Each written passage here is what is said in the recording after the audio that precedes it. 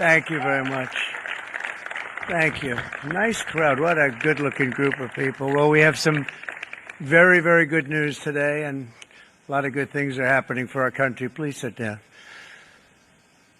My fellow Americans, this is Liberation Day. Waiting for a long time.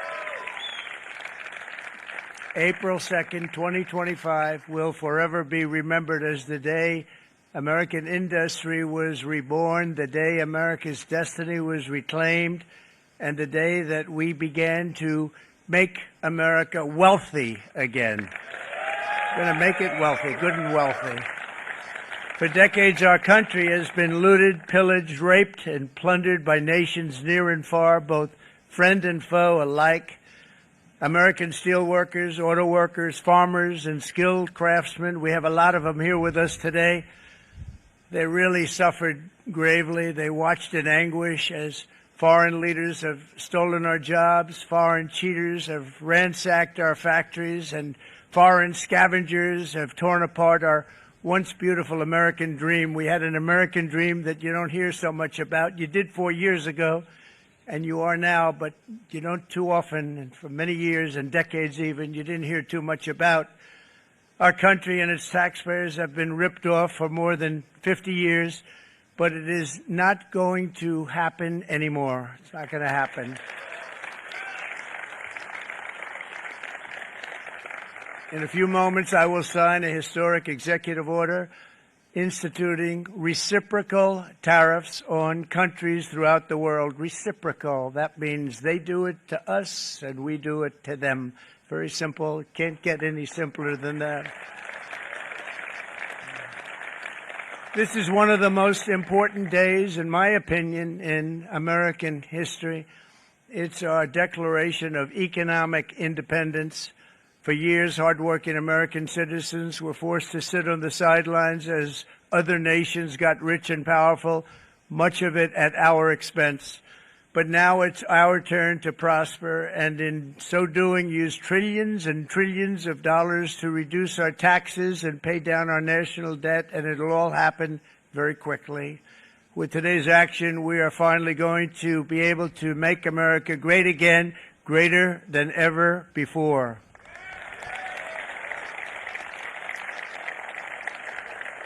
Jobs and factories will come roaring back into our country, and you see it happening already.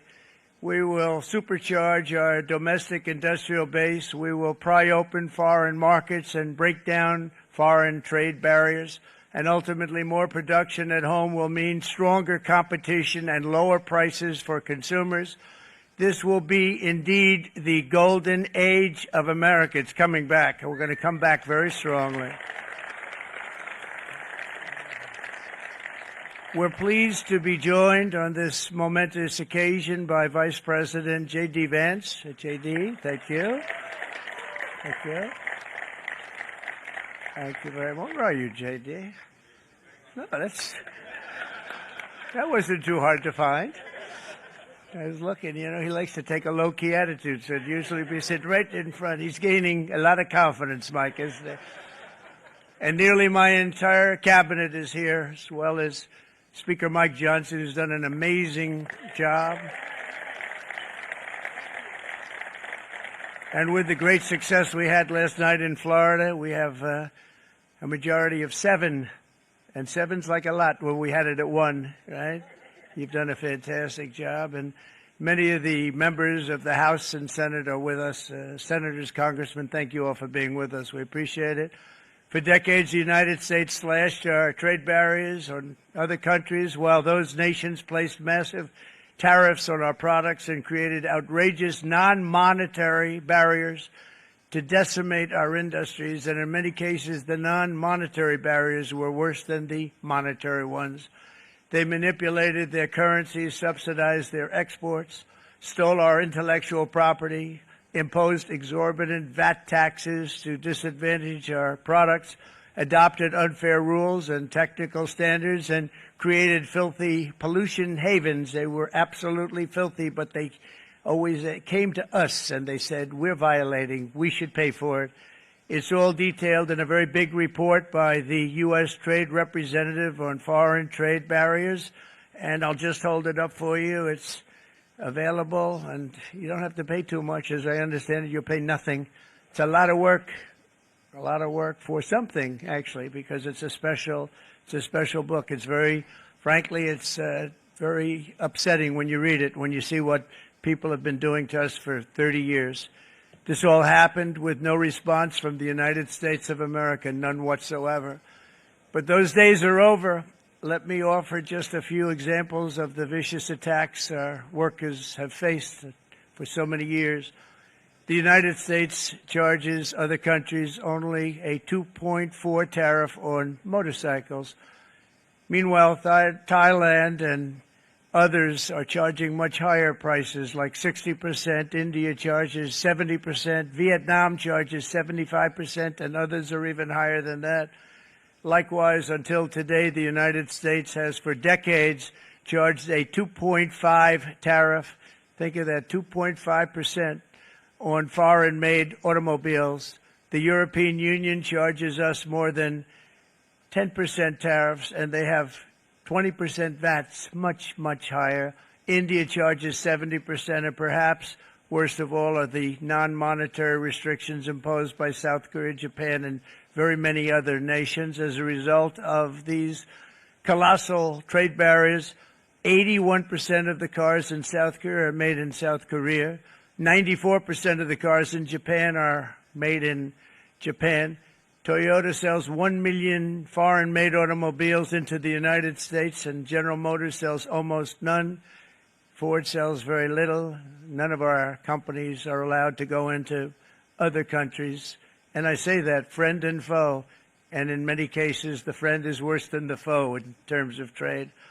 But such horrendous imbalances have devastated our industrial base and put our national security at risk. I don't blame these other countries at all for this calamity. I blame former presidents and past leaders who weren't doing their job. They let it happen, and they let it happen to an extent that nobody can even believe. That's why, effective at midnight, we will impose a 25% tariff on all foreign-made automobiles.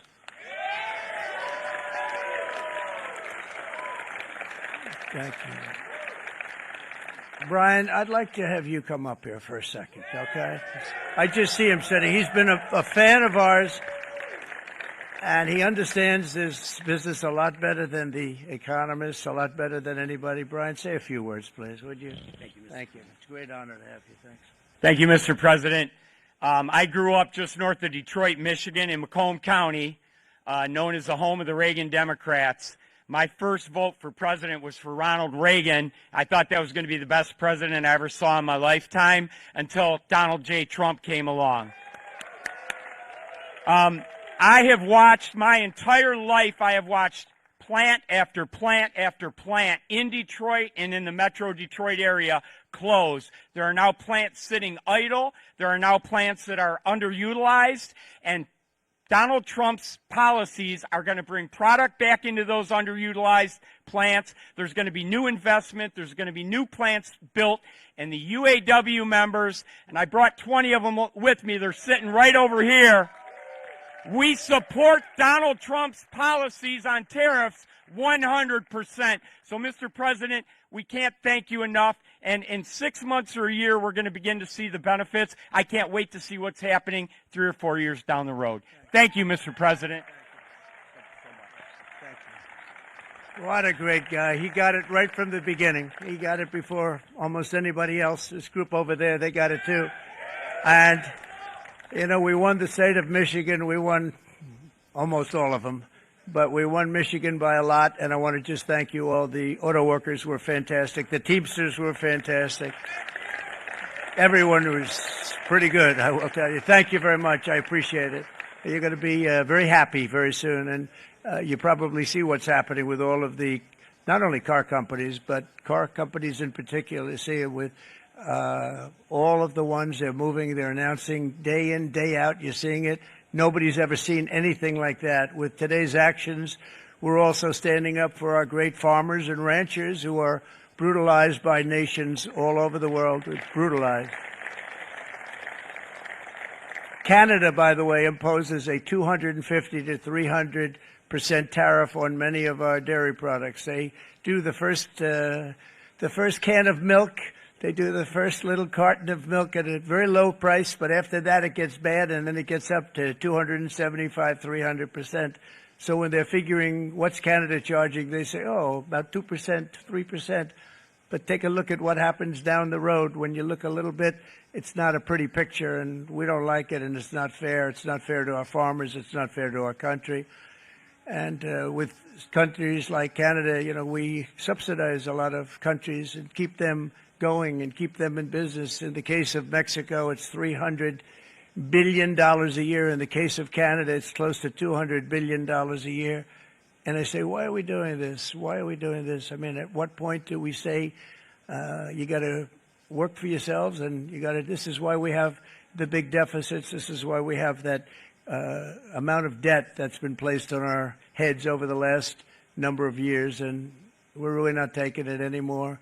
Through non-tariff barriers, the European Union bans imports of most American poultry. You understand? They say, we want to send you our cars, we want to send you everything, but we're not going to take anything that you have. Australia bans, and they're wonderful people and wonderful everything, but they ban American beef, yet we imported $3 billion of Australian beef from them just last year alone. They won't take any of our beef. They don't want it because they don't want it to affect their farmers. And you know what? I don't blame them, but we're doing the same thing right now, starting about midnight tonight, I would say.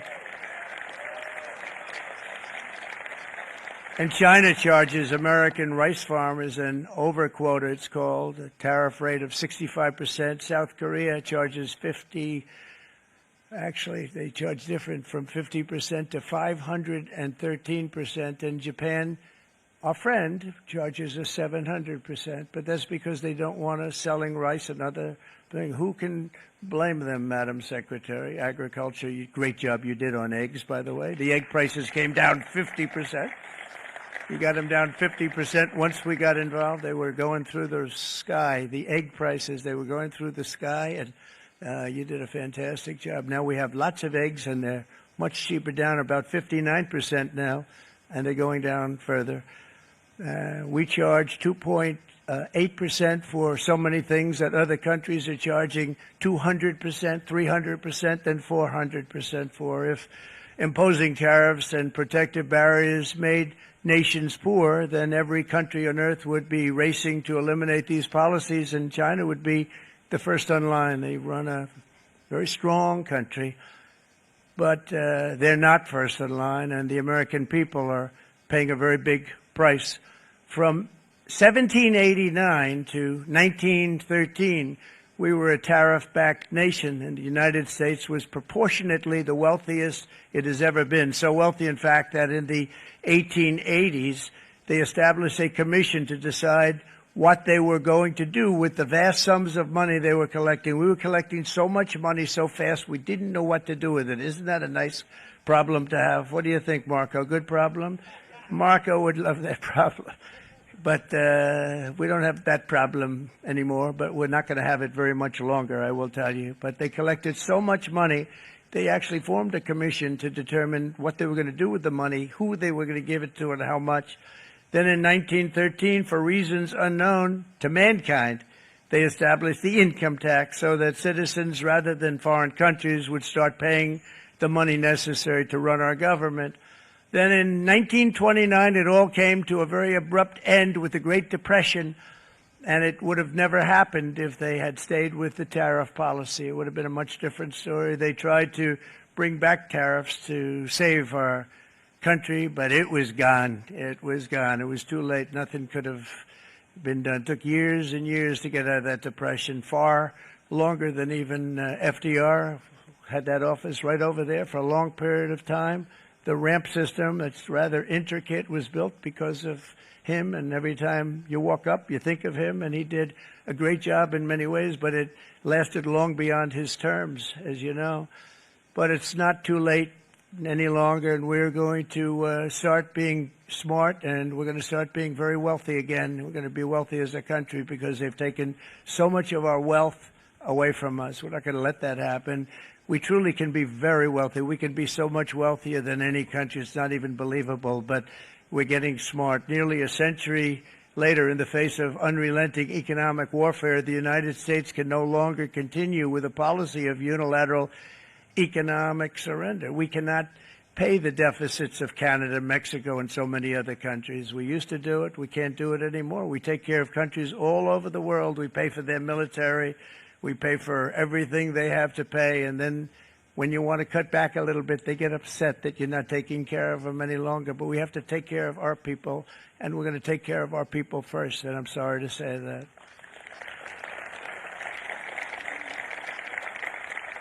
And today we're standing up for the American worker, and we are finally putting America first.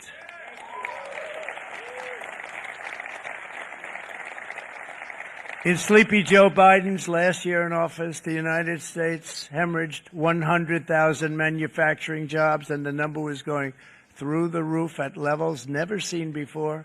And our trade deficit reached a record $1.2 trillion, which is unheard of. Since the beginning of NAFTA, the worst trade deal ever made, it was a horror show. I was able to terminate it. They all said you'd never be able to get it out. We had to get approval from Congress to get it terminated. We had to live with that deal. It was the worst trade deal ever made by far. But since the very beginning of NAFTA, our country lost 90,000 factories. Think of what that is, 90,000. Think about putting a map up and putting tax on it. You wouldn't have enough room. 90,000. I said, is that possible? We had it checked 4 different times, and it was actually somewhat higher than that. And 5 million manufacturing jobs were lost while racking up trade deficits of $19 trillion. That was the worst trade deal ever made. As a result of these gigantic losses, foreign nations now own $26 trillion more of American assets than think of this, than the Americans own of their own foreign assets or other foreign assets. The United States can no longer produce enough antibiotics to treat our sick. We have a tremendous problem. We have to go to foreign countries to treat our sick. If anything ever happened from a war standpoint, we wouldn't be able to do it. We import virtually all of our computers, phones, televisions, and electronics. We used to dominate the field, and now we import it all from different countries. A single shipyard in China now produces more ships every year than all of the American shipyards combined. Think of that. And it was a business that we used to dominate. We used to dominate it totally. In short, chronic trade deficits are no longer merely an economic problem. They're a national emergency that threatens our security and our very way of life. It's a very great threat to our country. And for these reasons, starting tomorrow, the United States will implement reciprocal tariffs on other nations. It's been a long time since we even thought of that. We used to think about it a lot. We didn't think about it for many decades, and you see what's happened. For nations that treat us badly, we will calculate the combined rate of all their tariffs, non-monetary barriers, and other forms of cheating. And because we are being very kind, we're kind people, very kind. You're not so kind when you got ripped off with your salaries. My auto worker friends and my Teamster friends and all of the unions that typically voted Democrat, they're not voting Democrat anymore because worker, whether union or non-worker, they're for the Republicans now. That's what happened. But we will charge them approximately half of what they are and have been charging us. So the tariffs will be not a full reciprocal. I could have done that, yes, but it would have been tough for a lot of countries. We didn't want to do that. I'd like to see the chart if you have it. Could you bring it up, Howard? This is our great Secretary of Commerce, Howard Lutnick. Thanks, Howard. So if you look at that, China, first row, China, 67%. That's tariffs charged to the USA, including currency manipulation and trade barriers. So 67%, I think you can, for the most part, see it. Those with good eyes, with bad eyes. We didn't want to bring, it's very windy out here, we didn't want to bring out the big charts because it had no chance of standing. Fortunately, we came armed with a little smaller chart. So 67%, so we're going to be charging a discounted reciprocal tariff of 34%. I think In other words, they charge us, we charge them less. So how can anybody be upset? They will be, because we never charge anybody anything. But now we're going to charge. European Union, they're very tough, very, very tough traders. You know, you think of European Union, very friendly. They rip us off. It's so sad to see. It's so pathetic. 39%, we're going to charge them 20%, so we're charging them essentially half. Vietnam, great negotiators, great people. They like me, I like them. The problem is they charge us 90%. We're going to charge them 46% tariff. Taiwan, where they took all of our computer chips and semiconductors. We used to be the king, right? We were everything. We had all of it. Now we have almost none of it, except the biggest company is coming in. We're going to end up with almost 40%. Lee Zeldin's working to get their approvals. And it's an amazing company. Mr. Wei, of one of the great companies of the world, actually. They're coming in from Taiwan, and they're going to build one of the biggest plants in the world, maybe the biggest for that. But 64%, we're going to charge them 32%. Japan, very, very tough, great people. And again, I don't blame the people for doing it. I think they're very smart in doing it. I blame the people that sat right in that Oval Office, right over there, right behind the Resolute desk or whichever desk they chose. Japan, 46%. They would charge us 46%, and much higher for certain items like cars, you know, little items like cars.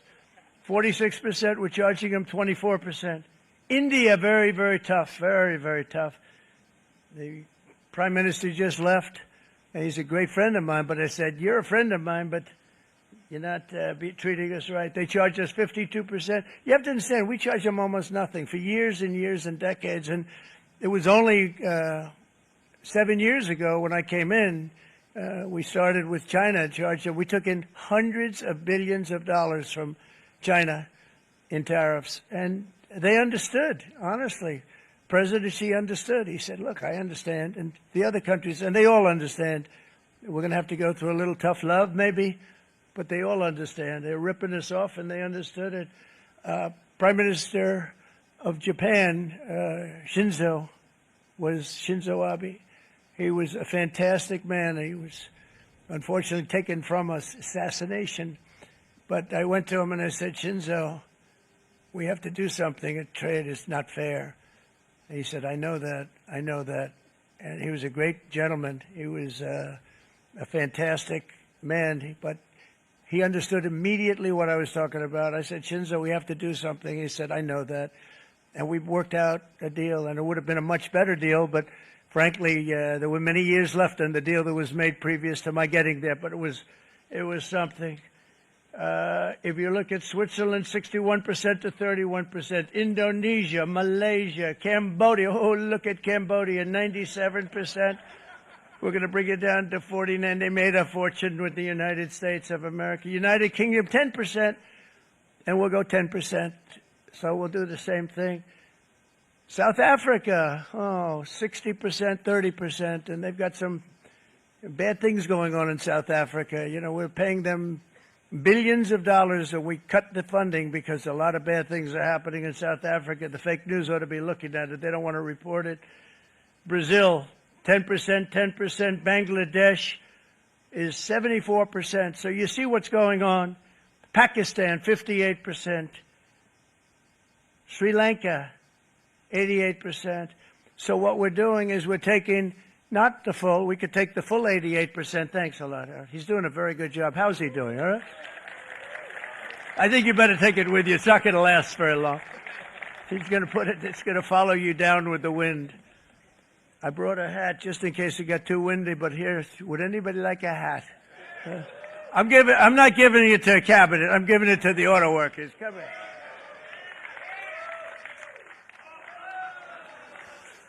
Thank you, fellas. Get it. That's it. That's it. They deserve it more than our cabinet. Our cabinet has plenty of hats. But you see the numbers. The numbers are so disproportionate. They're so unfair. At the same time, we will establish a minimum baseline tariff of 10%. You notice that on the chart. And that'll be on other countries to help rebuild our economy and to prevent cheating. So we're going to have a minimum of cheating, and we're going to be very severe on the people that at the gate that watch the tariffs and watch the product coming in, because there's been a lot of bad things happening at the gate because the money is so enormous that you're talking about. There's never been probably anything like it in terms of the enormity, and there are a lot of bad things happen at the people that do the check-in, and they're looking at 10-year jail sentences if they do play. We're going to treat them so good, but if they cheat, the repercussions are going to be extremely strong. Foreign nations will finally be asked to pay for the privilege of access to our market, the biggest market in the world. We're right now the biggest market in the world. We had a great country 4 years ago in terms of the economics. We were doubling up on China. We were doing so well. Nobody was going to catch us, but so much of it slipped away over the last 4 years under Biden. I campaigned on this policy throughout last year, and today that promise was made, and it was also a promise, as you know, that was kept. Promises made, promises kept. To any company that objects to our common sense reciprocal tariffs, again, reciprocal, back and forth, back and forth. And I call this kind reciprocal. This is not full reciprocal. This is kind reciprocal. But what we do is we cut it in half. We charge them. My answer is very simple if they complain. If you want your tariff rate to be zero, then you build your product right here in America, because there is no tariff if you build your plant, your product in America. And we've seen companies coming in like we've never seen before. Likewise to all of the foreign presidents, prime ministers, kings, queens, ambassadors, and everyone else who will soon be calling to ask for exemptions from these tariffs. I say, terminate your own tariffs, drop your barriers, don't manipulate your currencies. They manipulate their currencies like nobody can even believe, which is a bad, bad thing and very devastating to us. And start buying tens of billions of dollars of American goods. Tariffs give our country protection against those that would do us economic harm. And many people were looking to do us economic harm. Maybe not so obviously, but they were doing tremendous economic harm. But even more importantly, they will give us growth. These tariffs are going to give us growth like you haven't seen before. And it'll be something very special to watch. I am so looking forward. And Brian, it's going to happen even faster than you said. You know, you might say, but it's already started. It's already started. Work's already begun on plants all around the country. And you see that as before. These are big, rich companies. We have $61 billion started on a big plant going up. It's going to be announced over the next 2 days, and they already started work. Many of these the biggest companies in the world, they've committed to build. We're going to build, sir. And they came here to see me, and wanted to know if they could have a press conference. I do as many as I can. I'm pretty busy trying to stop Russia and Ukraine and the Middle East. We got to stop that. We got to stop the Houthis, which we're making tremendous. They like shooting ships down and out of the water, sinking ships.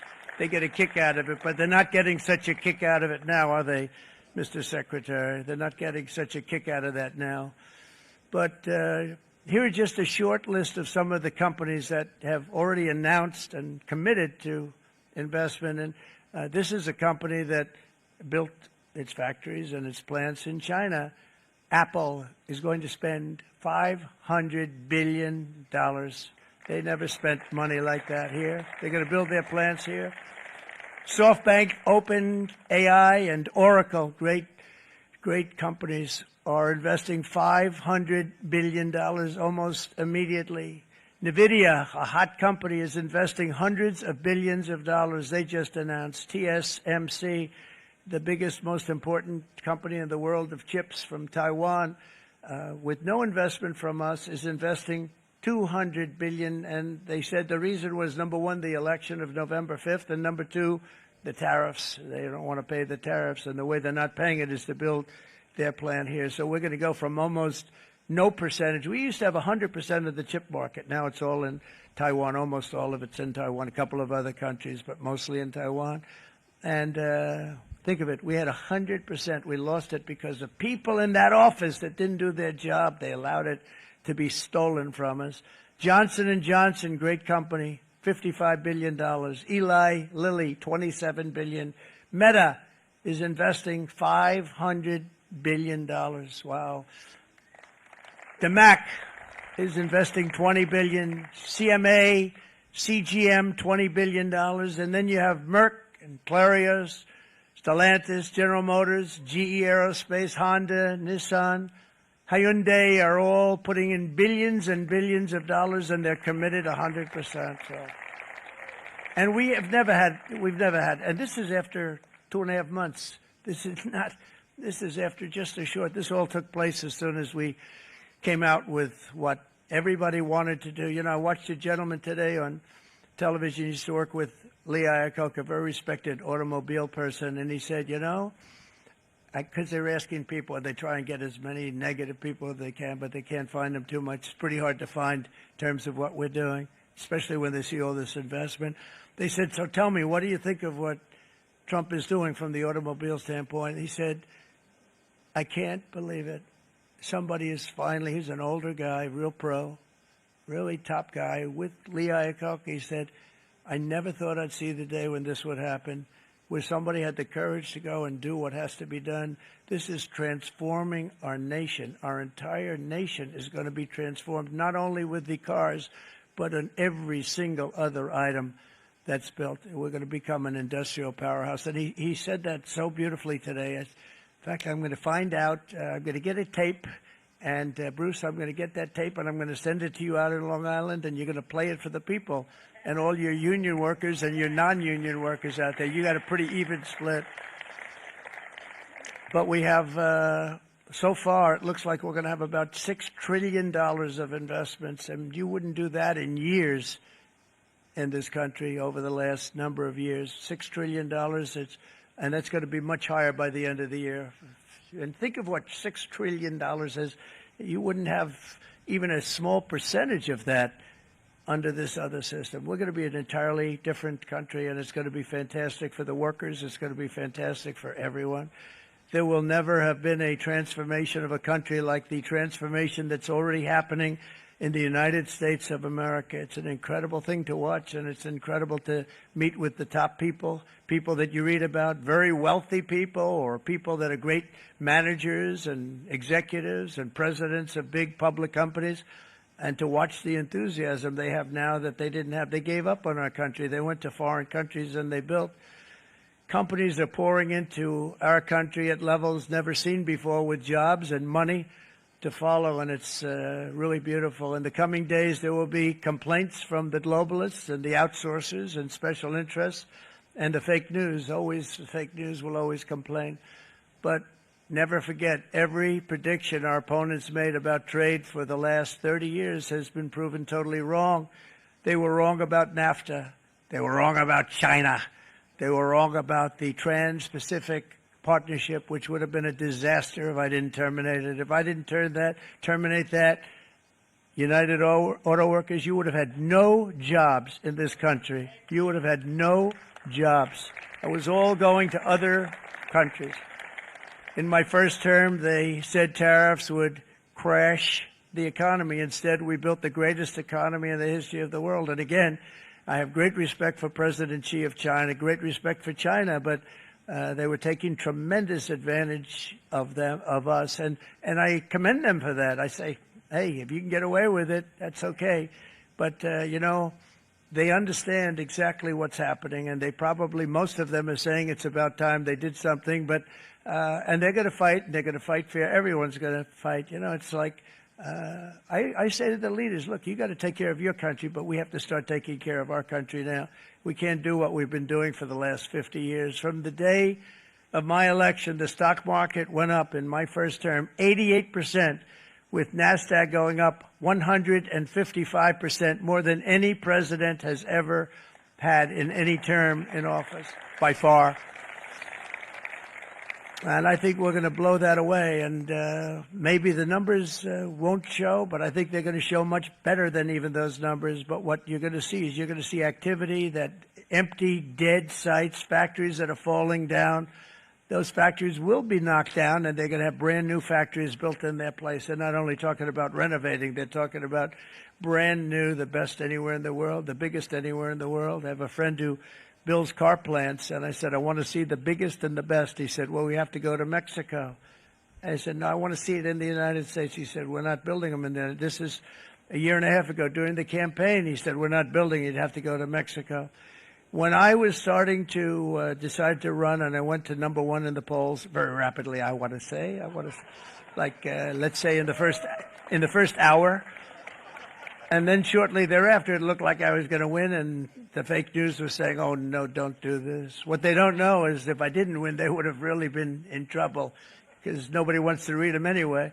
But I tell you what, when it looked like I was going to win, I announced that I was going to be doing exactly what we're talking about today. Great consistency, actually, because I've been talking about it for 40 years, but because I saw what was happening 40 years ago. If you look at my old speeches when I was young, very handsome, my old speeches, and that people would say I'd be on a television show, I'd be talking about how we were being ripped off by these countries. I mean, nothing changes very much. The only thing that changed were the countries, but nothing really changes. But it's why it's such an honor. It's such an honor to be finally able to do this.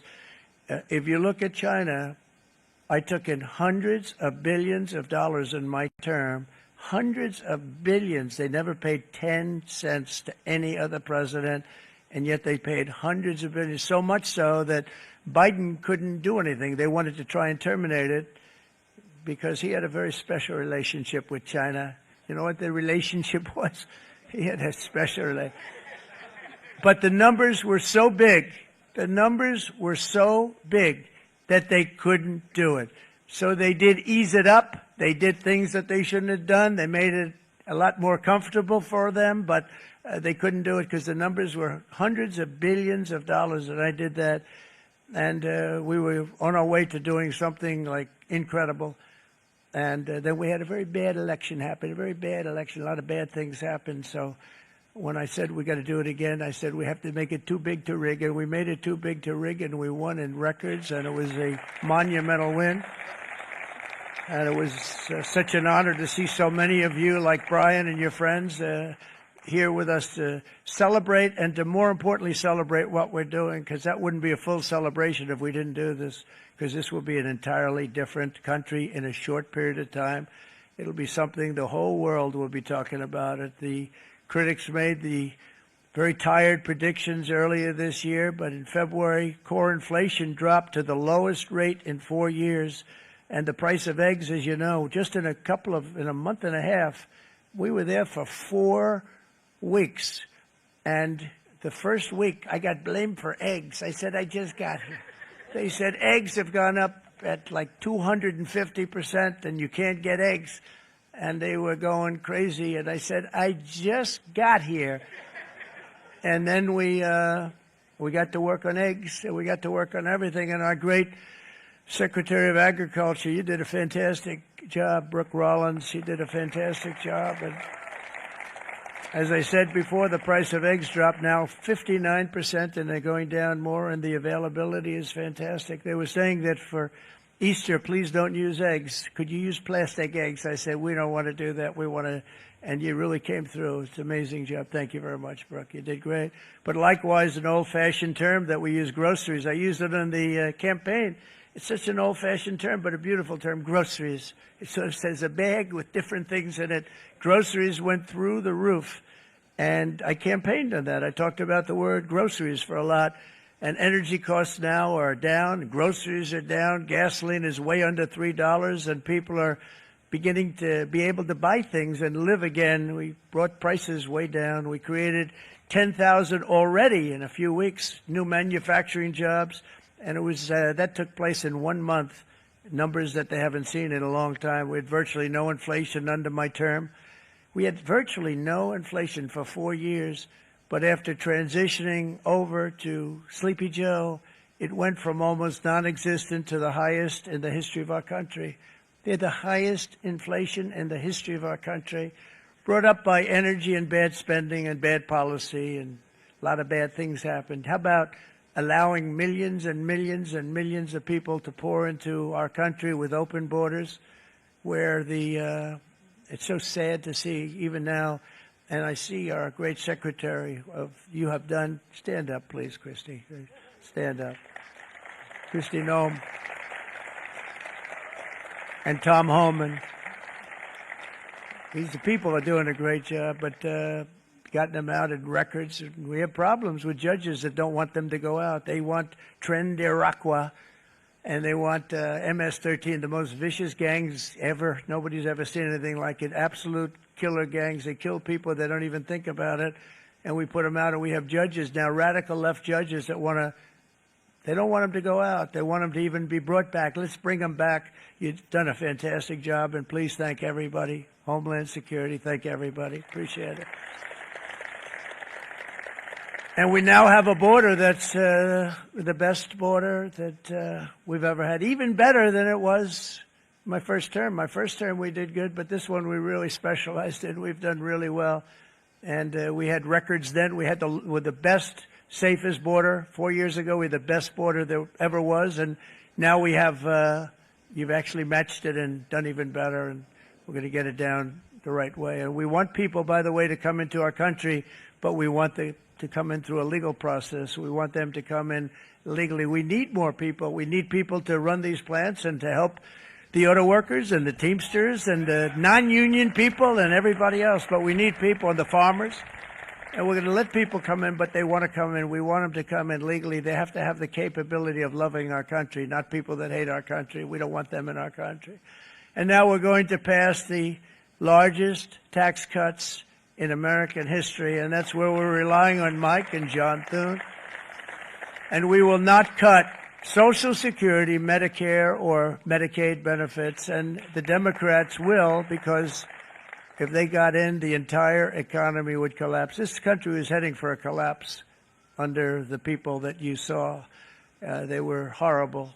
I think one of the reasons people like the job, I have my highest approval ratings because I think they're comparing me to the worst administration in the history of our country, so I appreciate that at least. But Speaker of the House Mike Johnson and Senate Majority Leader, appreciate it, Mike. John Thune have been fantastic, by the way.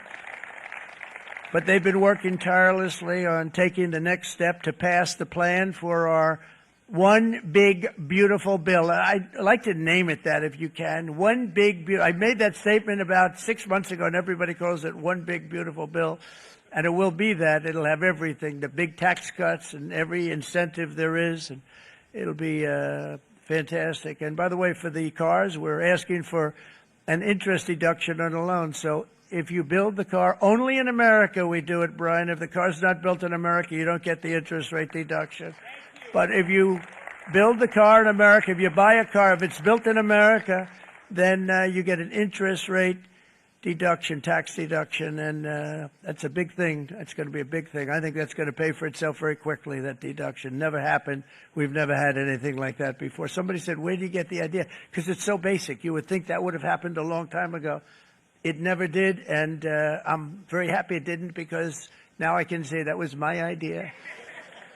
But we're going to get us closer to the debt extension. We have to get the debt extension passed, and I know you're going to be able to do that, Mike, and it's very important that you do that.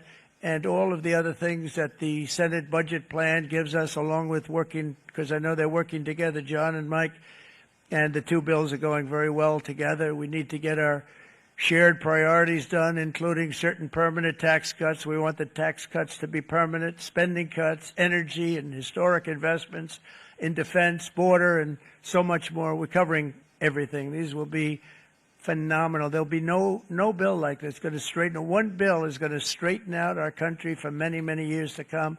And we said, let's just do it and let's get it done. And some guys will love it and some guys will like it a little bit less because they're not getting what they were exactly looking for, but they're getting a lot. They'll never, if we get this done, it'll be the most incredible bill ever passed in the history of our Congress and Senate and congressmen, the senators and the congressmen, many of whom are here today, will be very proud of themselves. I really believe that.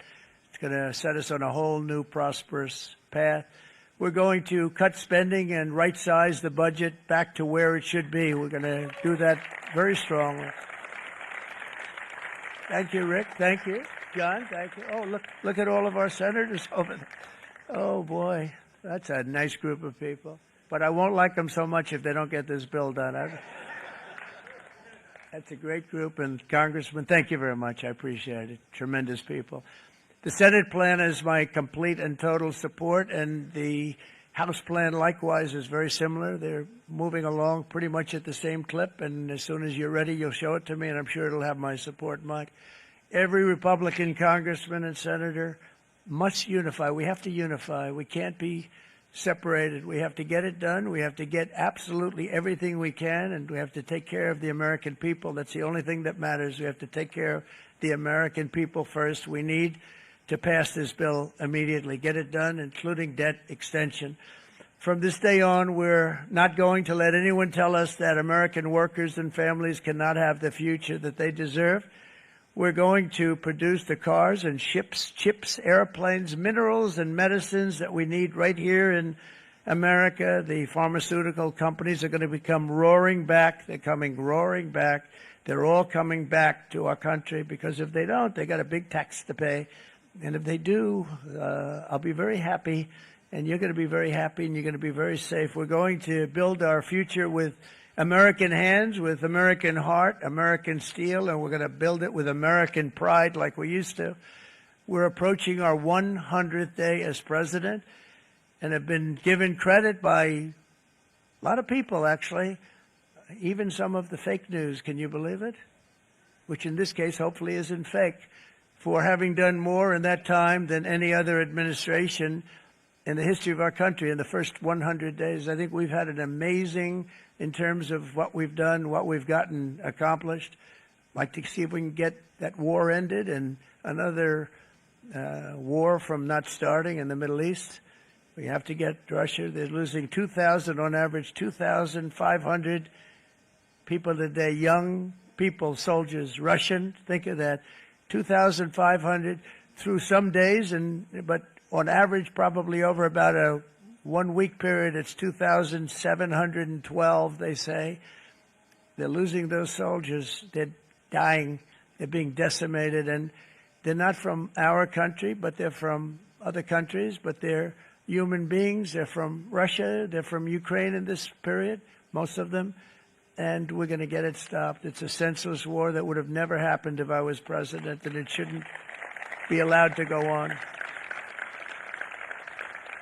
And I think we're being given good cooperation by Russia and by Ukraine, but we have to get it stopped. It's humanity. It's humanity. It's a terrible thing. This will be a very big moment. I think you're going to remember today. It's going to be a free nation that we're dealing with. We're going to have a very free and beautiful nation.